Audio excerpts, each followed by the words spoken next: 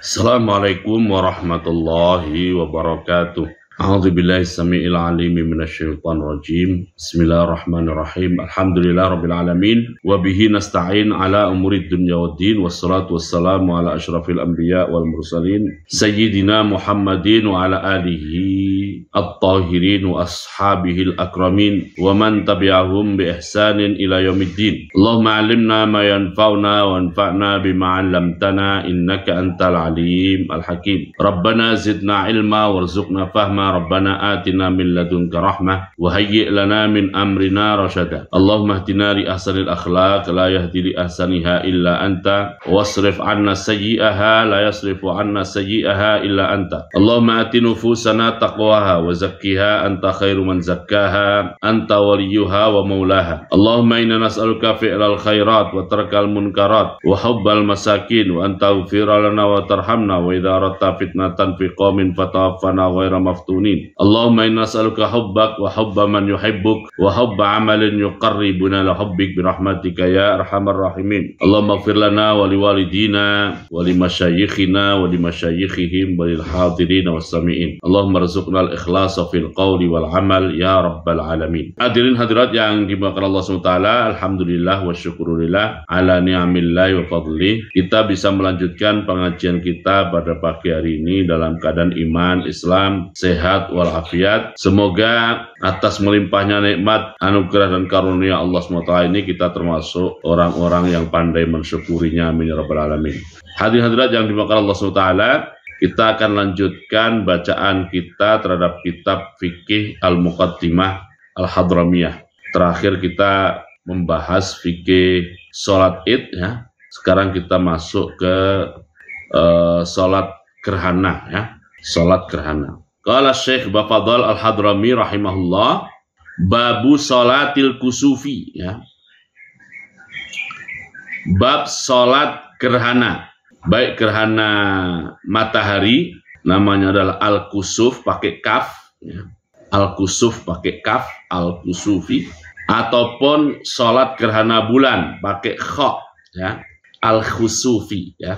Jadi yang matahari pakai kaf, yang matahari pakai kaf, dan yang bulan pakai kha.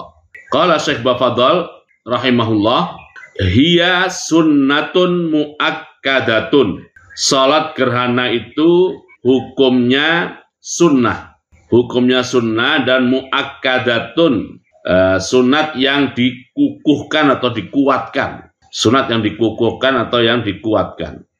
Karena ya Rasulullah dulu melakukannya. Ya, gerhana pada zaman Rasulullah SAW terjadi satu kali, dan itu adalah gerhana matahari ya, gerhana matahari. Nah, waktu itu harinya bersamaan dengan wafatnya putra beliau. Putra beliau bernama Ibrahim, dari ya ibunya Ibrahim yang bernama Maryah Al-Qibtiyah. Maryah Al-Qibtiyah. Mungkin sebelum dilanjut saya cerita sedikit nih. Walaupun sudah pernah, tapi tidak apa-apa diulang lagi ya. Jadi pada tahun 6 Hijriah, itu terjadi perjanjian Hudaybiyah antara pihak Rasulullah SAW dengan pihak Mekah. Terkenal dengan istilah Sulhul Hudaybiyah atau perdamaian Hudaybiyah. Walaupun sebenarnya hakikatnya ghazwah ya. Jadi ghazwah Sulhul Hudaybiyah, perjanjian Hudaybiyah ini saya tidak perlu ceritakan karena ini nanti di sirah akan ada dan sudah pernah.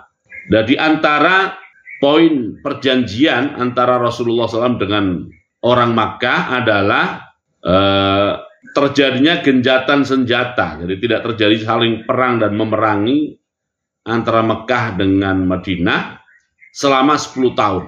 Nah, momentum suasana damai selama 10 tahun itu dimanfaatkan oleh Rasulullah SAW untuk berkirim surat diantaranya ya. Berkirim surat kepada para pemimpin dunia pada waktu itu. Para pemimpin dunia pada waktu itu.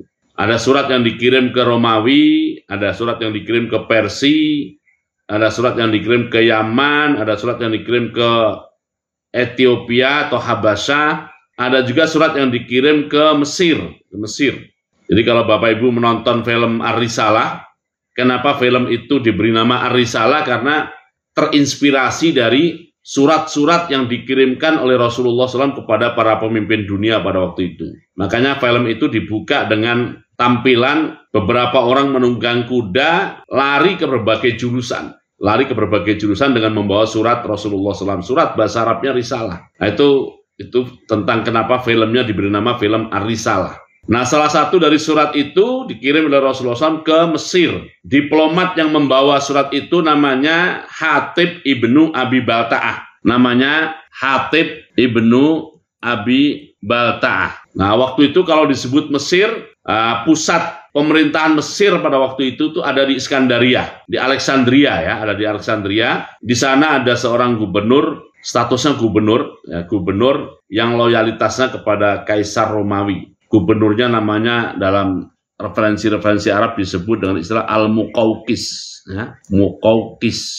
Ya, saya tidak tahu kalau bahasa Latinnya apa Muqawqis ini ya. Nah, Hatib ibnu Abi Balta'ah dikirim ke sana untuk menemui Muqawqis, dan Hatib ibnu Abi Balta'ah diterima dengan sangat baik oleh Muqawqis, walaupun Muqawqis tidak menyatakan masuk Islam. Tapi diterima dengan sangat baik karena mendapatkan surat dari Nabi akhir zaman. Nabi akhir zaman. Nah, bahkan lebih dari itu, waktu Hatib ibnu Abi Balta'ah mau kembali ke Madinah, Muqawqis mengirimkan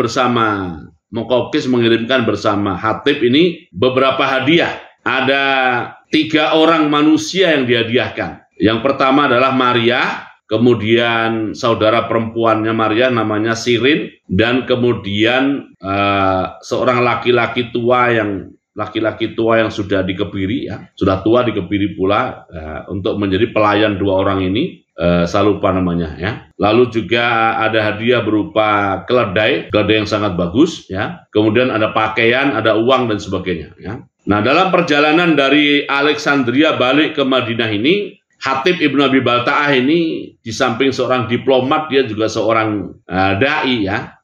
Beliau berhasil mengislamkan 3 orang itu, Maryah, Sirin, dan juga ya pelayannya 1 orang. Semuanya masuk Islam. Nah, di antara bahan awalnya waktu Maryah dihadiahkan itu dia juga berduka, bersedih karena harus meninggalkan keluarga, meninggalkan negerinya, pergi ke negeri baru yang tidak dia kenal ya. Dianya akan dihadiahkan kepada orang yang juga tidak dia kenal. Dia bersedih, tetapi Hatib ibnu Abi Balta'ah radhiyallahu anhu berhasil memancing perhatian mereka dengan sepanjang perjalanan itu bercerita tentang bahwa pernah juga ada seorang nabi ya yang menempuh perjalanan yang sama dengan membawa seorang perempuan dari Mesir juga, yaitu Nabiullah Ibrahim alaihissalam, dengan perjalanan zaman 2500 tahun yang lalu. 2500 tahun itu dihitung dari zaman itu kira-kira ya. Kalau dengan kita sekarang berarti sudah hampir 5000 tahun, hampir 5000 tahun ya yang lalu. Nah, itu Hatib bin Abi Balta'ah bercerita tentang perjalanan Nabi Ibrahim alaihissalam dari Mesir dengan membawa seorang perempuan dari Mesir juga namanya Hajar. Ya, diceritakan gitu ya, dengan perjalanan lebih berat daripada mereka, dan menuju ke Mekah waktu itu, bukan ke Madinah. Mekah bukan saja negeri atau kampung yang tidak dikenal, tapi nggak ada kampungnya, nggak ada apa-apanya. Ya, intinya sosok Nabi Ibrahim dan Hajar ini diceritakan oleh Hatib ibnu Abi Balta'ah dengan sangat baik oleh mereka, sehingga Maryah dan Sirin dan juga pelayannya menjadi sangat senang, sampai akhirnya tertarik untuk masuk Islam. Karena mereka akan menemui, jadi bukan kampung yang tidak ada, tapi menemui Nabi akhir zaman. Nabi akhir zaman. Nah, akhirnya jadi cerita Nabiullah Ibrahim dan Hajar ini sangat menginspirasi sekali, menginspirasi Maryah. Nah, begitu tiba di Madinah, Maryahnya diambil oleh Rasulullah SAW. Ya, kemudian Sirinnya oleh Rasulullah dihibahkan kepada Hasan, ibnu Sabit, ya, dihibahkan kepada Hasan ibnu Sabit radhiyallahu anhu, ya. Nah, karena Maryah oleh Rasul diterima sebagai hadiah dari Muqawqis, nah Rasulullah SAW menggauli Maryah itu dengan pendekatan milkul yamin. Jadi bukan sebagai istri, tapi sebagai milkul yamin. Dari pergaulan itu, kemudian Maryah hamil, melahirkan seorang anak. karena yang menginspirasi Maria dalam perjalanan dari Alexandria ke Madinah itu adalah kisah Nabiullah Ibrahim alaihissalam. Kebetulan anak yang dilahirkan laki-laki, maka putranya itu yang juga putra Rasulullah SAW diberi nama Ibrahim. Diberi nama apa? Ibrahim, untuk mengenang ya, perjalanan seorang Nabiullah Khalilullah namanya Ibrahim alaihissalam. Oke, nah ini namanya Ibrahim. Nah, Ibrahim ini tapi kemudian masih menyusu ya, masih kecil ya. Masih kecil, wafat di hari yang bersamaan dengan peristiwa gerhana matahari. Nah, maka banyak orang berpandangan terjadinya gerhana itu karena kematian atau bersedih dan berduka menangisi kematian Ibrahim bin Rasulullah SAW. Maka beliau kemudian menjelaskan bahwa terjadinya gerhana itu adalah ayatun min ayatillah, tidak terkait dengan kematian siapapun dia adanya. Tidak terkait dengan kematian siapapun adanya. Jadi ayatun min ayatillah, satu bukti yang menunjukkan kebesaran dan keesaan Allah Subhanahu wa taala. Kebesaran dan keesaan Allah Subhanahu wa taala. Nah, lalu beliau memerintahkan untuk dilakukan sholat, namanya sholat kusuf atau sholat gerhana. Nah, berarti beliau memerintahkan ya. Jadi ada perintah dari beliau untuk dilakukan penegakan sholat gerhana ini. Karena adanya perintah inilah, maka dalam mazhab Syafi'i sholat gerhana itu hukumnya sunat, tapi tidak sembarang sunat. Adalah sunnatun muakkadah. Sunnatun muakkadah ini dari sisi hukumnya ya. Jadi sunat yang sangat ditekankan dan dianjurkan pelaksanaannya. Oke, qala Syekh Fadl lanjut rahimahullah, wahiyya rak'atani, salat gerhana itu 2 rakaat.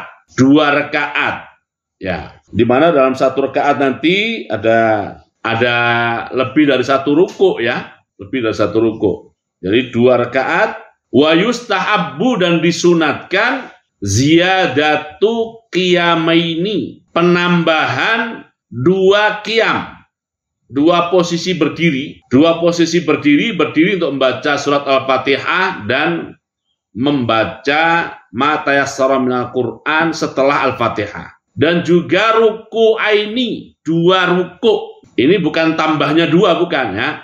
Jadi total berdirinya pada setiap rakaat itu 2. Dan total rukunya pada setiap rakaat itu 2. Oke, wa yustahabbu ziyadatu qiyamaini wa ruku'aini. Kemudian juga wa tatwilul qiyamati. Oke, tapi boleh juga ya, dalam sholat gerhana itu, terutama gerhana yang panjang, berdirinya lebih dari 2 boleh juga. Sebagian ulama, sebagian kitab fikih menjelaskan boleh lebih dari 2, dan lebih dari 2 rukuk juga boleh. Untuk gerhana-gerhana yang panjang, Nah, selama ada berdiri ini, berarti berdirinya kalau 2 rakaat, asumsinya setiap rakaat 2 berdiri, kan ada 4 berdiri, ada 4 kali berdiri. Berdiri untuk baca Al-Fatihah ya. Maka di sini disunatkan juga tatwilul qiyamati, memanjangkan atau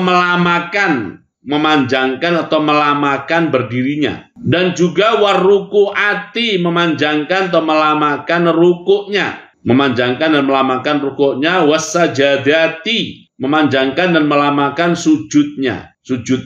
Nah, ini pengalaman sih, tidak ada aturannya, tapi sebaiknya kalau sholat gerhana dilakukan di masjid-masjid yang sifatnya umum, bukan masjid khusus ya. Masjid yang sifatnya umum itu diumumkan termasuk konsekuensi sholat itu akan lama, supaya yang akan ikut itu mengerti konsekuensi itu. Jadi bahwa nanti misalnya sholat gerhananya setelah sholat sunat atau setelah sholat sunat rawatib atau sebelum sholat fardu umpamanya, tergantung waktunya ya. Nah, itu kalau di masjid-masjid yang sifatnya umum, tempat-tempat yang sifatnya umum, diumumkan bahwa ini kita atau kami akan melaksanakan sholat gerhana.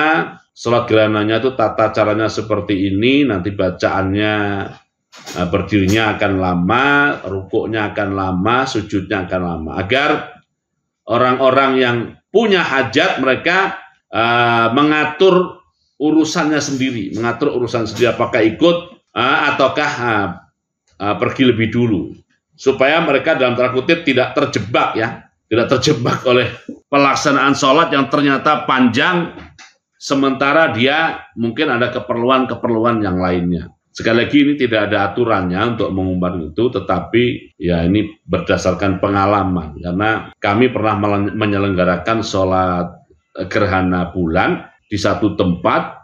Nah, ada orang datang ikut bergabung sholat, dia nggak ngerti itu sholat apa, dia gabung aja makmum gitu. Ternyata sholatnya lama, padahal dia ada hajat yang lain, mau kabur nggak enak, nggak kabur bagaimana begitu ya. Jadi sebaiknya diumumkan. Oke ya, wa tatwilul qiyamati waruku'ati wassajadati. Untuk berdiri ya kita ngikutin imam, imamnya baca Fatihah, setelah baca Fatihah baca ma tayassara minal Qur'an. Makmum ikut imam saja. Tapi kalau kita sebagai imam nanti ada aturannya insyaallah ya. Untuk rukuknya baca apa? Rukuk ya baca subhana rabbiyal azim, diulang-ulang saja. Diulang-ulang saja. Sujud nanti baca subhana rabbiyal a'la, diulang-ulang saja bacaannya ya.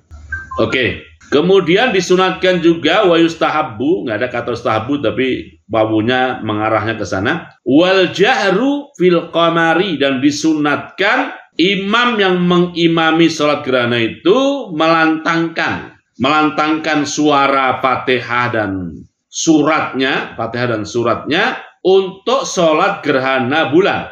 Khutbahnya bisa 2 atau 1. Jadi khutbah 2 atau 1 itu tidak dialamatkan atau jangan dialamatkan kepada ormas ya. Kalau yang khutbahnya 2 itu ormasnya A, kalau khutbahnya 1 ormasnya B. Enggak, di kitab